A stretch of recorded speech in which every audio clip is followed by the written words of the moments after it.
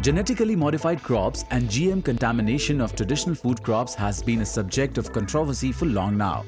While speculations about the safety of GM food for human consumption have been debated over again and again, this necessitates the development of reliable testing methods to detect the GM contamination in traditional crop varieties in fields adjoining those where GM crops have been under field trials. The Department of Consumer Affairs, Ministry of Consumer Affairs, Government of India, in an extraordinary Gazette information made an amendment to enforce GM food labelling from January 2013. To implement the notification effectively, identification of network of authorized GM diagnostic laboratories is being put in place in the country. Genetically modified crops, we normally call them GM crops. They are like under field trials in our country. So far we have only commercialized BT cotton, 5 events of BT cotton. So we have the diagnostics ready in our lab to test all these commercialized events in case of mixing, adulteration. But what was required was that it is being asked again and again by the public, by the policy makers, regulatory bodies, that why we don't have the information at one place of all the GM crops which were either under field trials or they have been imported for research purpose in our country. There's no permission given for the bulk import, that I must clarify. So what was required was that if there is any contamination at any stage, how it can be checked.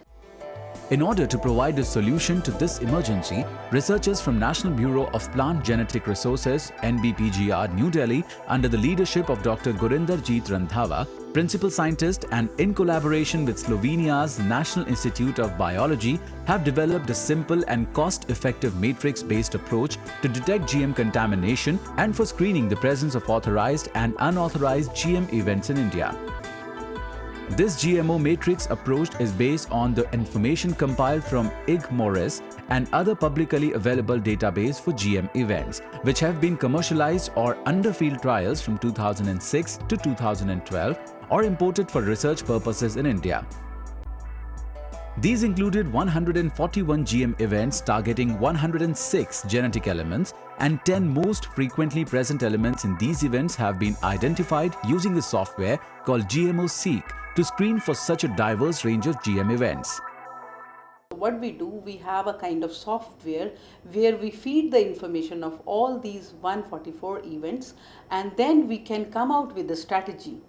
The strategy which we call the GMO matrix, with which we can cut down the cost up to 1/10.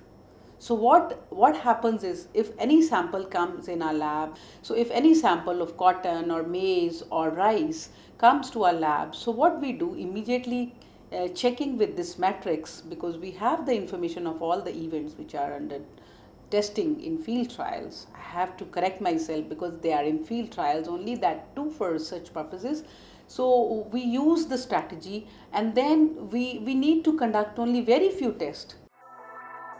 The developed GMO matrix approach would facilitate efficient, rapid and cost-effective screening by eliminating the need for development of specific testing methodologies for each GM event. This decision support system, developed by Dr. Randhawa and the GM diagnostic team at NBPGR, not only drastically cuts the number of tests required to see whether a crop, food or feed is contaminated with GM material from over 100 to between 1 and 10, it also cuts screening costs to 1/10. The design of the matrix ensures that newer genetic elements being tested in later tests can be added to the screening matrix. Regularly updated GMO database connected to GMO matrix, currently introducing all new GM events and corresponding targets, would allow reliable and cost-effective testing of presented GMOs globally in upcoming years.